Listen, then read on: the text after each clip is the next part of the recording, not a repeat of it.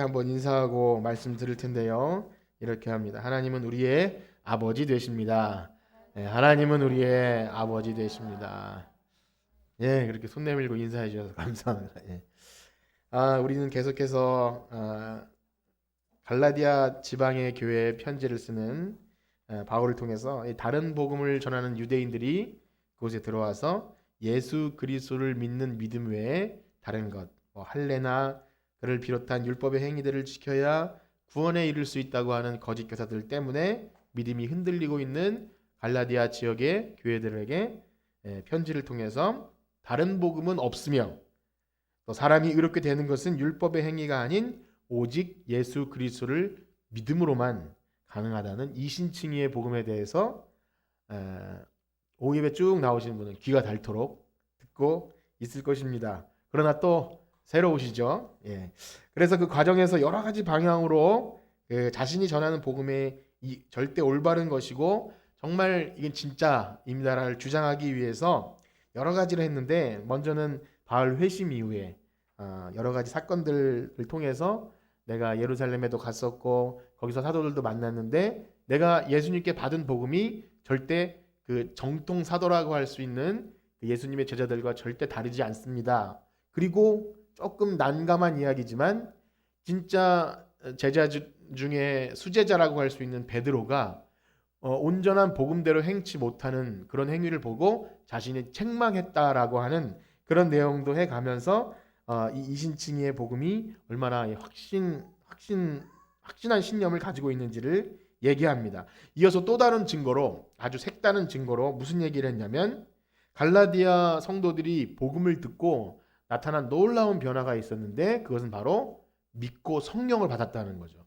이 성령을 받은 것이 어떤 율법을 행함으로냐 아니면 믿음으로냐 했을 때 그들도 답을 알았습니다. 듣고 믿음으로 성령이 임하였다는 거죠. 이것은 절대 어떻게 할 수 없는 확실한 증거였다는 것입니다. 그리고 이어서 더 근본적인 이야기, 그것은 뭐냐면 우리가 믿는 성경, 이 성경 속에 그 유대인이나 그들이 자기의 그런 대단한 조상이라고 여기는 아브라함조차 믿음으로 의롭다 인정받았습니다. 그 얘기를 쭉 했어요. 그래서 아브라함이 행한 바 의가 아닌 하나님을 믿음에 하나님이 이를 저에게 의로 정하셨다, 이 말씀을 들으면서 역시 처음부터 우리를 하나님이 의롭게 하시는 것은 믿음으로다. 그리고 이제 더더욱 근본적인 그 이야기 속에서 아브라함 이후에 430년 이후에 모세에게 율법을 주었는데, 이 율법 이야기를 잠깐 하지 않았습니까? 거기서 아무리 율법이 왔지만, 여러 가지 이유와 목적으로 율법이 왔지만 하나님의 약속은 근본적으로 변하지 않는다. 아브라함에게 너를 통해서 모든 민족이 복을 받을 것이고 너는 복이 될 것이다 라고 하는 그 약속은 여전히 유지된다 말씀하셨어요. 우리가 이렇게 바울의 논증을 따라가다 보니까 좀 어려운 것이 있었고, 해석적인 측면에나 또 사실 우리는 이방인들이잖아요. 그 율법을 받은 유대인들도 아닌 우리들이 이것을 계속 율법 이야기, 또 율법을 주신 목적, 율법의 기능, 믿는 자에게 있어서 그렇다면 율법은 어떤 의미가 있는지를 쭉 들어왔는데, 무슨 말인지는 알겠지만 좀 딱딱하고 우리가 이거 들어야 될 내용이 맞는가 싶기도 합니다. 그러나 말씀드린 대로 이 율법 이야기가 결코 유대인들에게만 해당되는 것이 아님을 말씀드렸어요. 유대인들이야 율법을 직접 받았기 때문에 그 율법이 복음을 받는 데 있어서 약간 문제가 됐던 것은 맞지만, 우리 이방인들은 그 율법을 받지는 못했지만 나름대로 양심의 법들이 있고 그 모세 율법을 기초로 한 많은 법들이 우리 삶의 도처에 우리를 사실 가둬놓고 있습니다. 법이 없어도 살면 너무 좋겠지만 그 법들이 우리를 노예가 되게 하고, 그렇기 때문에 그런 양심의 법들 때문에 아무것도 행한 바 없이 의롭다고 하는 이 복음이 받아들여지기 여러 가지 이유로 좀 복잡한 문제를 일으킨다고 말씀드렸어요. 그래서 갈라디아 성도들도 믿음으로 성령을 받았다가도 다시 율법의 행위로 돌아가는 그런 일이 있었고, 오늘날 성도들도 기쁘게 복음을 듣고 교회 나와서 예수님 믿었다가 말씀드렸죠. 세월이 좀 흐르면 내 공로가 어느 순간 쑥 일어나가지고 나는 이렇게 헌신했는데 내가 이렇게 했으니까 복을 주시나, 이렇게 나의 행위가 내세워지기도 한다는 것입니다. 그렇기 때문에 오늘날 갈라디아 교회 성도들에게 들려진 이 이신칭의의 복음의 말씀은 그때나 지금이나 여전히 우리에게 꼭 필요한 말씀인 줄 믿습니다. 그래서 그런 마음으로 듣는데, 그래도 어쨌든 무슨 말인지 알겠지만 다시 복습해 보니 참 복잡하고 다양한 증거들을 가지고 바울이 이신칭의 복음을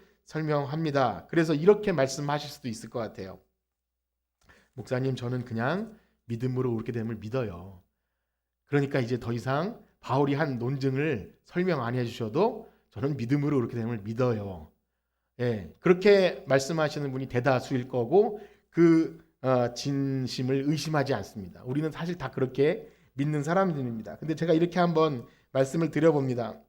말씀을 연구하고 설교를 준비하면서 항상 느끼는 것은요, 성경 본문이 말하고 있는 그 과정들을 뛰어넘어서 정답을 빨리 요구하는 우리의 좀 조급증이 있고, 또 우리 너무 똑똑해서 무슨 말을 하는지 사실은 다 알고 있습니다. 그래서 이처럼 성경의 저자들을 고민하면서 연구한, 또 바울이 얼마나 그의 삶 속에서 하나님을 만나고 그 계시를 받은 내용을 말하고 싶었겠어요. 그런 거를 이렇게 차근차근 믿음이 어떻게 들어왔는지, 사람이 어떻게 의롭게 되는지, 또 율법이 어떻게 생겨난 것인지를 이렇게 설명한 것들을 따라서 그 결론을 듣는 거랑은 차원이 다르다는 것을 항상 느끼고 있습니다.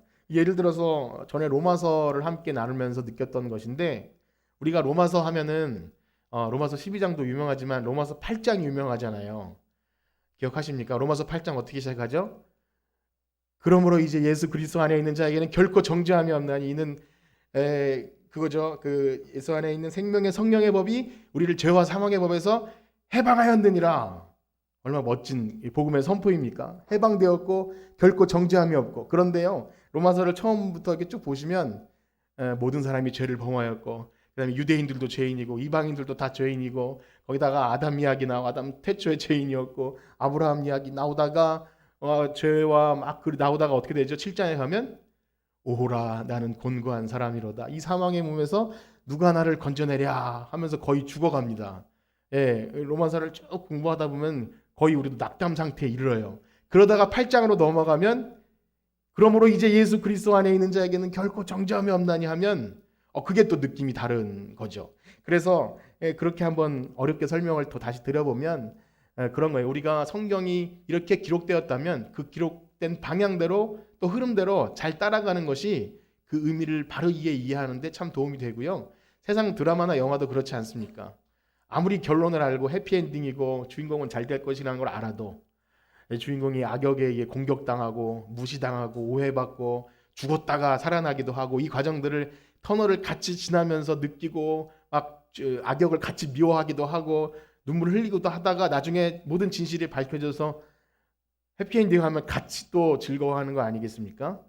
드라마를 많이 보신 분들은 뭐 이해가 되실 거라고 생각하는데 그런 것 같아요. 하나님의 성경 이야기도 그렇게 이야기입니다. 그렇기 때문에 우리가 이 말씀들을 좀 어려울 때도 있어요. 저도 설명하기도 어렵고 이걸 굳이 이렇게 뭐 율법의 기능이 어쩌고 해야 되나 싶지만, 이 모든 것들을 통해서 하나님은 예수님께 인도되어진다 그래요. 이 율법이 무슨 무시무시해야 우리 죄를 깨닫고 예수님께 인도되어진다고 하니 우리는 그 모든 과정들을 기쁘고 감사하게 걸어가야 할 줄 믿습니다. 그렇습니다. 오늘은 이 바울의 이 논증, 이신칭의 논증에 거의 절정에 다다랐어요. 그래서 논증의 절정이기도 하고 갈라디아서의 이제 최고에 이르기도 했어요. 이제 내려가는 길만 남은 것 같아요. 그리고 복음의 절정에 다다를 겁니다. 물론 갈라디아서가 끝나는 건 아니라 이제 구원 얻은 신자의 그 자유를 얻은 신자의 삶이 어떠해야 되는지를 얘기하겠지만, 이 고민스러운 율법 이야기의 끝 이신칭의 그 복음의 절정에 다다른 거예요. 그것은 바로 다 아는 이야기예요. 믿음으로 아브라함에게 주신 그 복이 이제 우리 것이 되어서 상속자가 되어서 우리가 하나님의 아들이 되었다는 것입니다. 여러분 그걸 믿으시나요? 절정이라고 했는데 별로 절정 같지 않은 얼굴들이긴 하지만 이것이 절정이에요. 그래서 우리의 믿음의 결과, 그 다음에 칭의의 결과, 구원의 결과가 바로 하나님의 아들이 되었다는 것입니다. 여기 딸들도 많으신데 그런 말씀을 드렸는데 좀 더 설명을 드리도록 하겠습니다. 바라기는요, 우리가 이제까지 바울의 논증을 잘 따라왔다면 이 하나님의 아들 되었다는 이 의미가 좀 더 의미 있게 다가오길 원하고요. 하나님의 아들이라는 표현이 그저 우리가 이게 교회 나와서 우리 모두 하나님의 자녀예요, 하나님의 아들이고 하나님의 딸들입니다 했더는 기독교인 되었다는 상투적인 그런 어떻게 보면 수자적 표현에 그치는 것이 아니라 우리를 선택하셔서 의롭게 하시고 그 모든 과정을 통해서 세상의 종, 마귀의 종 될 수밖에 없는 우리들을 하나밖에 없는 아들을 죽이셔서 우리를 살려주셔서 아들 되게 하셨던 그 복음을 우리가 다시 한번 깨달을 때 그 하나님의 은혜를 찬양하는 우리 모두가 되기를 간절히 축복합니다. 자, 이제 지난 시간 마지막 부분을 좀 이렇게 오버랩 해가지고 한번 같이 읽어보겠는데요. 3장 23절부터 26절까지 지난주에 흐름과 맞추기 위해서 한번 3장 23절에서 26절까지 읽어보도록 하겠습니다. 다 같이 읽겠습니다. 시작. 믿음이 오기 전에 우리는 율법 아래 매인 바 되고 계시될 믿음의 때까지 갇혔느니라. 이같이 율법이 우리를 그리스도께로 인도하는 초등교사가 되어 우리로 하여금 믿음으로 말미암아 의롭다함을 얻게 하려 함이라. 믿음이 온 후로는 우리가 초등교사 아래 있지 아니하도다. 너희가 다 믿음으로 말미암아 그리스도 예수 안에서 하나님의 아들이 되었으니. 아멘. 지난주는요, 율법의 목적과 기능에 대해 많지는 않지만 말씀드리면서 가장 중요한 기능이 뭐냐면 이 죄를 깨닫는 것, 범법한 자들에게 죄를 깨닫는 것도 있지만 결국 그 죄를 깨달아서 자신의 무능함과 처절한 자기를 깨닫고 그리스도께, 예수님께 우리를 인도하게 하는 그 기능. 그래서 그거를 옛날 성경에는 몽학선생, 여긴 초등교사 그렇게 나와 있는데, 그렇습니다. 믿음이 오기 전에는 그랬다는 것이고 믿음이 온 후로는 이제 예수님이 오셨기 때문에 더 이상 그 율법이 우리 어떻게 할 수 없어요. 그 초등교사 역할을 할 수 없다는 거죠. 말씀드린 대로 그 초등교사라는 것이 우리 초등학교 선생님이 아니라 그 당시에 있는 주인집 하인 중에서 똑똑한 하인이 자기 주인의 아들을 가르쳤어요. 성년이 되기까지 세상 사는 법도 가르치고 기술도 가르치고 막 가르칩니다. 그때는 선생님이 맞아요. 그런데 이제 그 주인의 아들이 성장해서 더 이상 그 주인집 아들인 그 몽학 선생, 초등교사가 그 아들에게 선생 노릇을 할 수 없다는 예를 들어 설명한 것처럼 이제 더 이상 우리는 그 아래 매이지 않는다. 이따가 4장 1절에 다시 한번 이어지겠지만 그런 겁니다. 바울이 이처럼 믿음으로 의롭게 된 성도들, 여러분의 신분은 완전히 변했습니다. 그래서 더 이상 그 아래 매여 있거나 갇혀 있지 않습니다. 당신의 시대적 배경을 가지고 그렇게 설명을 했어요. 아브라함에게 약속하신 복들이 이제 다 여러분 것입니다. 그런데 혹시 여러분들이 이제 여기서 아들 되었다고 하니까 물론 그러신 분은 안 계시겠지만 나는 딸인데 여기서 성경은 아들만 좋아하나? 이렇게 생각하실 수도 있죠. 교회는 대부분 여성들이지 않습니까? 그래서 살짝 기분 나쁘실 수도 있을 것 같아요. 요즘 워낙 그 성평등이나 젠더 이슈나 이런 세상의 것들이 많아서 국회의원이나 함부로 그런 좀 약간 한쪽으로 치우친 얘기를 하면 문제가 되는 그런 시대이기 때문에 성경의 표현은 시대착오적인다 이렇게 생각하실 수도 있지만 여기의 표현은 자체가 남자냐 여자냐 그 이야기를 하는 것이 아니라는 것입니다. 당시에는요, 상속자는 노예는 당연히 아닐 뿐더러 딸도 아니었어요. 그래서 상속자가 된다는 것은 아들이 되어야 한다는 거예요. 그렇기 때문에 주인이 상속할 수 있는 대상은 오로지 아들뿐입니다. 그런 의미에서 우리가 아들 되게 하셨다는 거예요. 그러니까 여자가 남자가 된 이런 것이 아니라 그 상속자가 되었다는 뜻이 통상 아들 되었다라고 이렇게 얘기한 거예요. 그래서 지금 남자인지 여자인지가 중요한 게 아니라 바울이 계속 얘기하지만 복음 안에서는요, 남자나 여자나 종이나 자유자나 헬라인이나 유대인이나 할 것 없이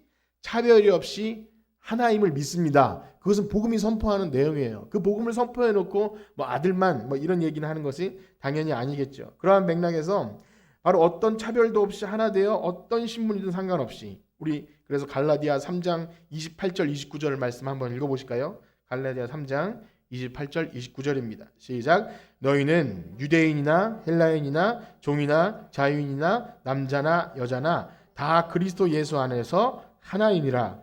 너희가 그리스도의 것이면 곧 아브라함의 자손이요 약속대로 유업을 입을 자니라. 아멘.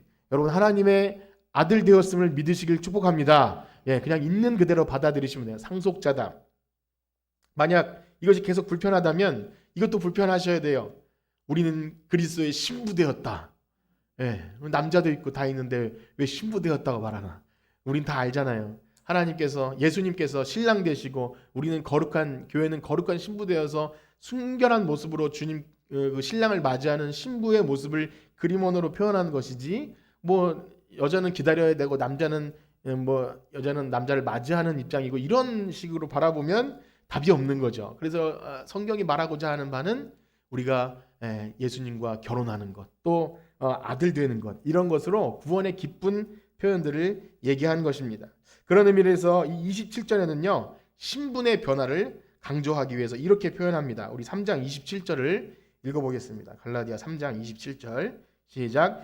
누구든지 그리스도와 합하기 위하여 세례를 받은 자는 그리스도로 옷 입었느니라. 아멘. 여기서 뭐 세례 이야기가 아주 핵심은 아니기 때문에 세례에 관해서 많은 설명을 드릴 수 없지만 이런 겁니다. 믿음으로 이렇게 된 그 신자는 이제 할례나 어떤 것이 아니라 표지로서 그 세례 요한도 했고 예수님도 바쳤던 그 물에 푹 잠기는 그 어떤 거기에서 신적인 것이 나오는 것이 아니라 그 상징적인 표지로 나는 이제 죽었고 나는 예수님과 하나가 되었습니다. 예수님의 죽음과 예수님이 부활하심과 우리는 하나입니다라는 그런 표시로 받은 그 신자가 된 그 사람은 어떻다고요? 그리스도로 옷 입었다 이렇게 얘기하는 겁니다. 이제까지 칭의를 하나님의 아들 되었다고 얘기한 것처럼 또 다른 표현은 그리스도로 옷 입었다 이렇게 표현하는 거예요. 당연히 우리가 많이 쓰는 표현입니다. 그 옷은요 그 사람의 신분과 직책을 상징하는 말이죠. 겉모습인 것 같지만 일반적인 세상의 언어에서도 이 옷은 그 사람의 그래서 뭐 어떤 장관이나 어떤 신분에 있는 사람이 옷 벗었다 그러면 거기서 떨어졌다는 표현 아니겠습니까? 성경에서도 우리가 잘 아는 요셉이 죄수복을 입고 있다가 죄수복을 벗고 그다음에 왕이 준 옷을 입고 나갈 때 이제는 노예가 아니라 국무총리로 변했다는 표현을 옷을 벗고 옷을 입고 이렇게 하고요. 에스더서에서도 그 모르드게가 이제 그 왕이 준 옷을 입고 이렇게 칭송받으면서 그래서 옷은 뭐냐면 그 사람의 신분과 그 사람이 왕과 어떻게 보면 어떤 관련이 있는지를 나타내주는 그런 표현이에요. 뭐 저조차도 교회 나올 때 이제 목사님 하면 그래도 어쩔 수 없이 불편하지만 양복을 입는 것 혹은 우리가 결혼식 갈 때나 장례식 갈 때 아무거나 입을 수 없는 것은 그 사람의 어떤 마음가짐, 신분을 얘기해 주는 겁니다. 그런 의미에서 뭐라고요? 우리의 신분이 예수님으로 보증되는 거예요. 우리가 입은 옷이 예수님이라는 것입니다. 그러니까 우리의 신분이 변화되었다는 표시가 예수님으로 옷 입었다는 겁니다. 그런데 이 표현을 어떻게 생각하면 그러면 그 사람의 속은 그냥 그대로인데 옷만 갈아입은 것처럼 겉모습만 이렇게 눈 가리고 아웅하는 것이냐? 절대 그렇지가 않지요. 그렇게 표현한 것에 불과합니다. 그러나 이제 또 설명되겠지만 굳이 그것을 나누자면 예수님이 하신 일은요. 어떻게 보면 이 칭의라는 것은 그런 의미일 수도 있어요. 꼭 그렇다는 것이 아니라 이런 말씀이에요. 당신 의인 되었습니다 라고 하지만 솔직히 우리가 의인은 아니잖아요. 그런 의미예요. 분명히 우리는 의인 되었다는 신분은 얻었지만 그 칭의가 성화로 계속 연결되지 않으면 헷갈려요. 그래서 예수님 믿은 후에도 내가 정말 구원받은 게 맞나? 라고 헷갈리는 건 당연한 거예요. 왜냐하면 그리스도로 옷 입었고 우리는 구원받았다고 아무리 믿었지만 그 삶에서 그런 것이 나타나지 않을 때 우리 스스로도 헷갈리기도 한다는 것입니다. 그래서 정말 중요한 건 뭐냐면 예수님이 그렇게 법적으로 넌 아들이야 호적에서 주민등록을 바꿔주셨지만 정말 중요한 것은 그 속사람 우리의 마음이 이제 아들 되었다는 것을 확신해야 되잖아요. 그걸 어떻게 그런 일이 일어나냐면 바로 우리 속에 역사하시는 성령님이 그 일을 하신다는 거예요. 그래서 4장으로 이어지면서 그런 얘기를 다시 한번 드릴 텐데 이제 4장으로 넘어가면 그 성령님께서 우리를 어떻게 확신하시는지를 얘기하는데 먼저 1절부터 5절까지는 그 아들 되었다는 신분의 변화를 다시 한번 재확인해 줍니다. 우리 그 부분을 읽어볼까요? 갈라디아서 이제 4장 1절에서 5절입니다. 우리 교독 한번 해보겠습니다. 제가 먼저 읽고 여러분들이 읽으시고 갈라디아 4장 1절 내가 또 말하노니 유업을 이을 자가 모든 것의 주인이나 어렸을 동안에 종과 다름이 없어서 이와 같이 우리도 어렸을 때 이 세상의 초등 학문 아래에 있어서 종노릇 하였더니 내가 전에 하나님이 그 아들을 보내사 여자에게서 나게 하시고 율법 아래 나게 하신 것입니다. 함께 읽겠습니다. 율법 아래에 있는 자들을 속량하시고 우리로 아들의 명분을 얻게 하려 하심이라. 아멘. 그렇습니다. 우리의 관심에서는 여기 지금 뭐 후견인, 청지기가 조금 낯설긴 하지만 3장에 나왔던 것처럼 그 초등교사처럼 주인의 아들이 17세가 될 때까지는 여기 보면 뭐 후견인 있었고 24세가 될 때까지는 청지기라는 그런 존재가 있어서 그 주인 대신 그 역할을 주인 대신 아버지 대신 그 역할을 해주면서 그를 그 인도했다는 거야. 이렇게 후견인이 되어지고 근데 바울은 그거를 종과 다름이 없다라고 표현을 했어요. 물론 종은 아니죠.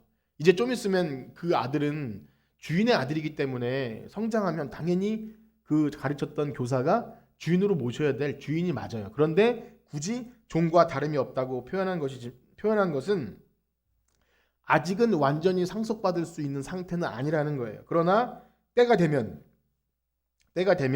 이제 성인이 되면 이제 분명히 아들이 되면 그걸 다 상속받게 된다는 것입니다. 그래서 구원받기 전에 신자들의 삶도 역시 세상의 법칙에 있는 거예요. 뭐 초등교사라고 표현하는 뭐 후견인, 청지기 어떻게 보면 그것이 율법이겠죠. 그 아래에 있어서 거기서 따라 있고 율법이 없는 이방인조차도 죄와 그다음에 세상의 뭐 양심의 법과 또 물질과 여러분 우리가 예수님이 없이 뭐 신이 없다고 하는 무신론자들이 자유로울 것 같지만 나름대로 다 종이 되어 살아가죠.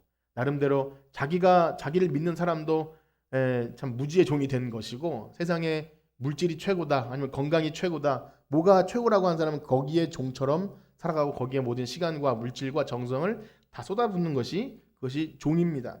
그러나 정말 그곳에서 종노릇하고 거기서 정죄받기도 하고 그것 때문에 상처받기도 하고 그것을 얻으면 기뻤다가 또 얻고 보니까 그것도 뭐 다 얻은 게 아니에요. 그래서 거기에서 평생 그렇게 사는 것이 세상의 종으로 살아갑니다. 그러나 때가 참에 하나님의 그 특별하신 계획 가운데 구원의 때가 이르러서 예수님을 우리에게 보내주신 그때 이제 더 이상 종노릇하지 않게 된다는 것입니다. 여기 보면 이 여자 아래 또 율법 아래 나셨다고 하는 것은 하나님 예수님은 하나님의 본체이시지만 우리가 빌립보서 읽을 때 말씀처럼 그는 근본 하나님의 본체이시지만 그를 비워서 자기를 비워 종의 형체를 입으시고 여자에게 그 마리아의 몸에 태어나게 하신 거예요. 그리고 율법을 다 지켜 행하셨어요.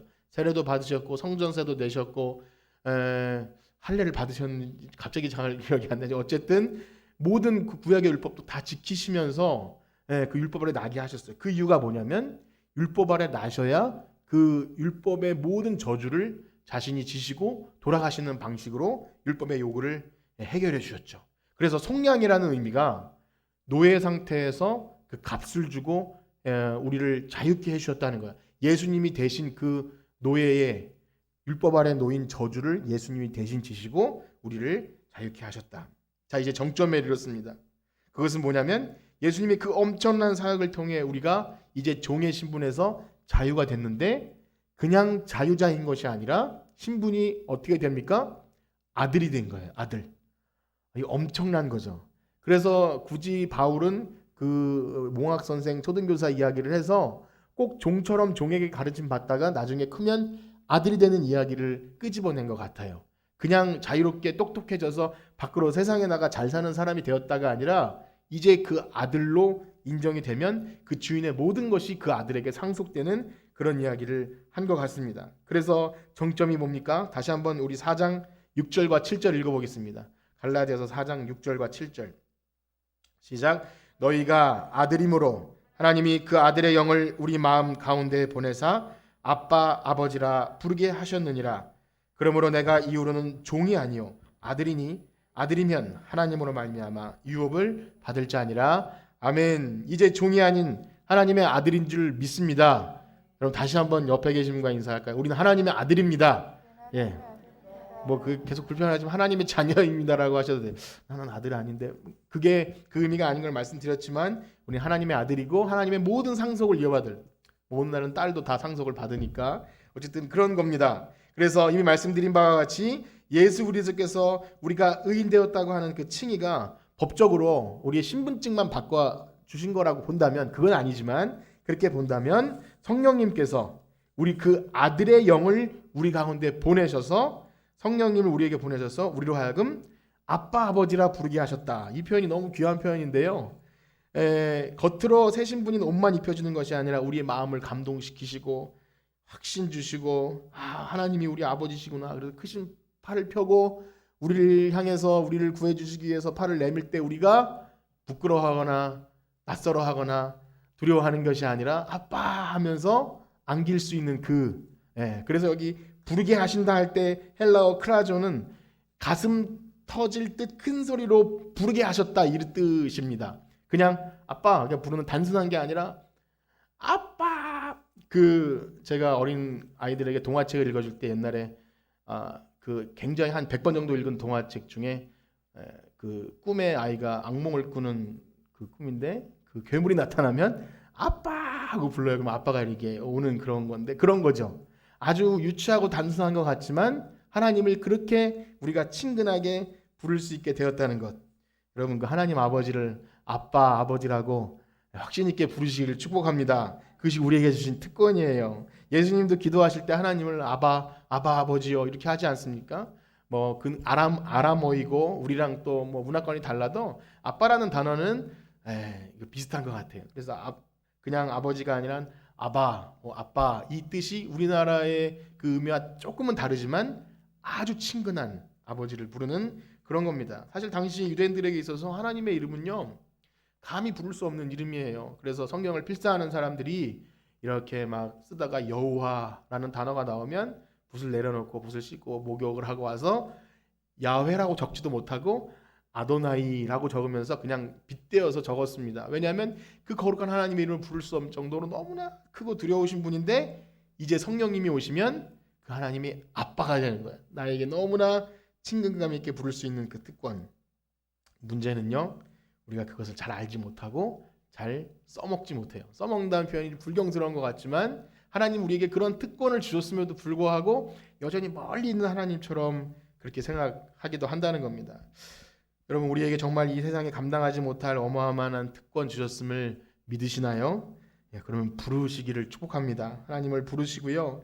멀찍이 떨어져 있는 뭐 꺼다 놓은 보릿자루처럼 그렇게 멈칫하지 마시고 하나님을 정말 사랑하는 마음으로 부르시고 하나님께 의견을 물으시고 또 내 얘기를 하시고 하는 그런 은혜가 있기를 축복합니다. 사실 세상의 부모가 다 해주고 그 세상의 부모가 좋아야 되는 이유는 그 부모를 통해서 가정을 통해서 아이들이 하나님 아버지를 생각하는 것이 참 귀한 가정의 의미 아니겠습니까? 그러나 우리들의 삶을 돌아보면 불완전합니다. 불완전한 부모와 불완전한 아이와 또 불완전한 아내와 남편들이 모여 살기 때문에 현실적으로 불가능한 일이 많지만 여러분 복음은요 우리의 진짜 참 하나님 아버지가 되심을 믿는 순간 그 모든 것이 사랑으로 이렇게 녹아지는 것입니다.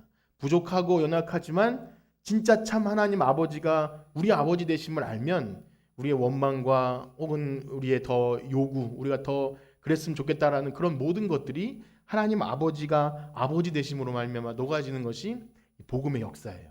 복음이 우리 가운데 임하시면 이제 우리가 진짜 하나님 아들됨을 알면 우리 삶에 여전히 부족하고 원망스럽고 좀 더 이런 부모, 좀 더 이런 자녀 원하는 모든 것들이 있을지 몰라도 하나님의 아버지 되심을 진짜 믿어지면 그 모든 것들 때문에 우리가 좌절하거나 낙심하지 않게 되는 것 우리가 하나님의 아들이기 때문인 줄 믿습니다. 그래서 이사야 말씀에도요 55장 6절에 보면 여호와를 만날 만할 때 찾으라 가까이 계실 때 그를 부르라. 또 시편 50편 15절에는요 환난 날에 나를 부르라 내가 나를 건지리니 네가 나를 영화롭게 하리라. 하나님을 부르라는 내용이 얼마나 많이 나오는지 몰라요. 하나님이 나를 좀 불러다오. 내가 아버지니까 나를 불러다오. 여러분 하나님을 잘 불러드리시길 축복합니다. 말씀을 마치면서 여러분 여전히 혹시 우리가 종처럼 살아가십니까? 아니면 아들, 자녀로 살아가십니까? 여러분 스스로 한번 생각해 보세요. 바라옵기는요 우리가 하나님의 아들 된 것, 이 아브라함에게 약속하신 그 영광스러운 복을 다 차지하는 상속자가 됐다는 것을 그 믿음으로 바라보고 살아갈 때 온 몸과 온 마음으로 고백하며 또 새벽에도 부르짖고 또 순간순간 위험한 순간에도 하나님 아버지를 부르고 더 이상 세상의 어떤 물질이나 명예나 내가 개인적으로 꾸는 쫓아가는 꿈과 야망과 뭐 이런 것들이 내 주인이 아니라 하나님 아버지가 우리 아버지 되시면 더 이상 그런 것들에 얽매이지 않고 기쁨으로 하나님과 교제하고 감사하고 또 행복을 누릴 때 다 이루지 못해도요. 저는 요즘에 그런 생각을 합니다. 이만큼 살아도 잘 살았다라는 생각을 가끔씩 해요. 이렇게 보면서 뭐 이런 말씀이 좀 너무 좀 불쾌할 수도 있는데 전 더 뭐 이루고 싶은 것이 없어요. 그냥 이만큼 살아도 하나님이 이만큼 살게 하셔도 참 기쁘고 좋은 것 같아요. 그래서 하나님의 아버지 되시고 우리에게 어떤 더 좀 채워주고 싶은 것 혹은 뭐 더 이루고 싶은 것, 뭐 요구하는 것 그런 것보다도 지금 우리가 여기 이렇게 하나님 아버지를 부르고 예배함이 여러분 삶의 가장 큰 창조의 목적과 이유라는 것을 아시고 그 하나님 아버지를 기쁘게 불러드리시는 여러분들 되시길 간절히 축복합니다. 우리 찬양 드리시고 마치겠습니다. 아바 아버지, 우리의 알 수 없는 우리의 마음을 다 아시고 우리를 고쳐주시고 우리의 이름을 불러주시는 그 하나님 아버지, 그 하나님 아버지의 이름을 찬양하며 우리 기도하고 마치겠습니다.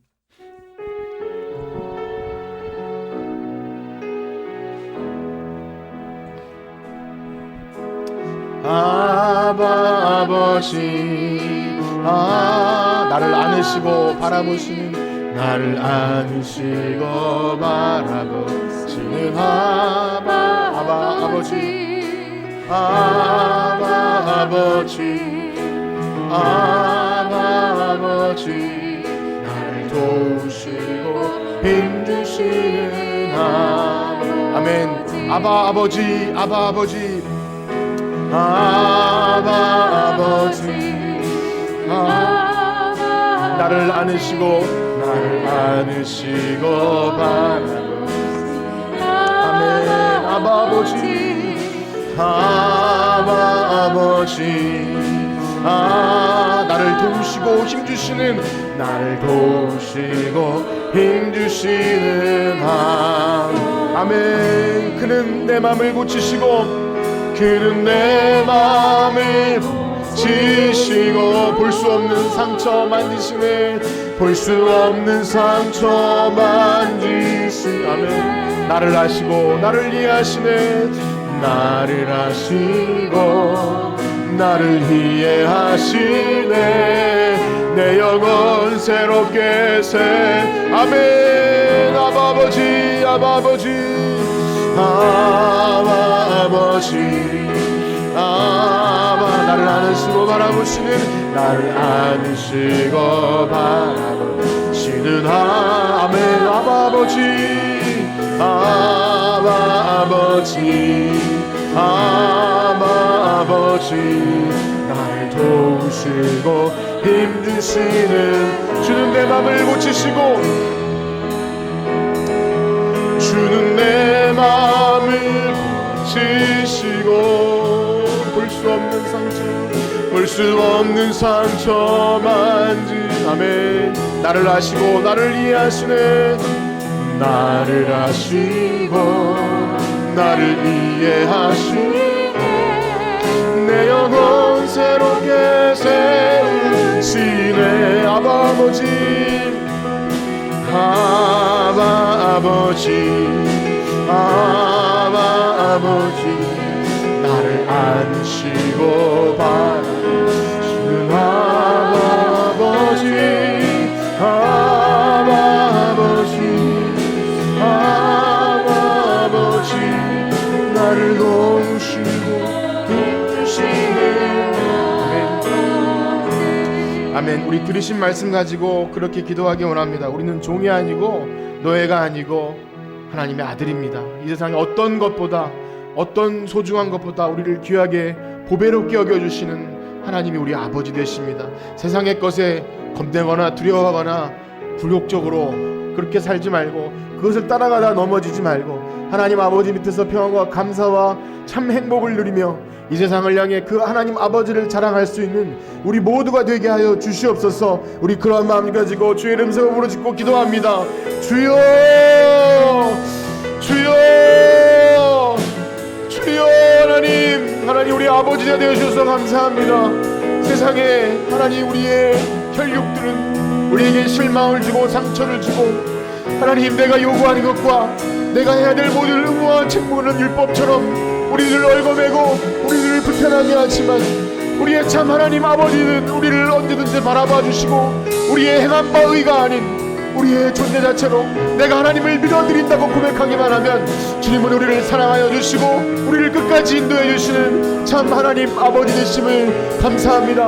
오늘 우리가 드디어 하나님을 아빠 아버지라 부를 수 있는 특권을 주셨는데 우리가 그것을 알지 못하고 여전히 죄의 노예로, 세상의 노예로, 물질과 권력과 여러가지 세상의 행복의 노예로 살아가는 것은 아닌지 다시 한번 우리의 삶을 돌아보게 하여 주시옵소서. 하나님, 이 세상을 살아가면서 하나님 아버지가 없으면 살아갈 수 없습니다. 우리에게 참 만족 주시고 참 행복 주시고 참 믿음 더하여 주시는 그 하나님 아버지를 따라갈 때 하나님, 우리가 하나님을 부르게 하여 주시옵소서. 어려운 순간순간마다 하나님, 우리가 주님을 필요한 순간마다 우리 옆에 계셔 주시고 우리와 함께 하신 하나님, 그 하나님을 오늘도 찬양합니다. 하나님, 이 세상을 살아가는 동안에 주님의 도우심을 바라며 살기 원합니다. 하나님 아버지의 도우심을 바라며 살기 원합니다. 하나님, 그 하나님이 우리 아버지가 되신다면 우리의 이 땅에 허락하신 모든 형제 자매와 부모와 모든 어려운 관계들조차도 아름답게 해결될 줄 믿사오니 하나님, 우리가 두려워하지 않고 참 하나님을 믿고 의지하고 나아갈 수 있도록 우리와 함께하여 주시옵소서. 하나님, 인도하여 주시고 우리와 함께하여 주신 하나님 아버지를 찬양합니다. 주님 감사합니다. 인도하여 주시옵소서. 이제는 우리 주 예수 그리스도의 은혜와 하나님 아버지의 사랑하심과 성령님의 교통하심이 오늘 우리를 아들 삼아주시고 우리에게 모든 복을 주시겠다 약속하신 그 아들로 살아가기를 작정하는 성천교회 성도들 머리 위에 이제로부터 영원토록 함께 있을지어다. 아멘.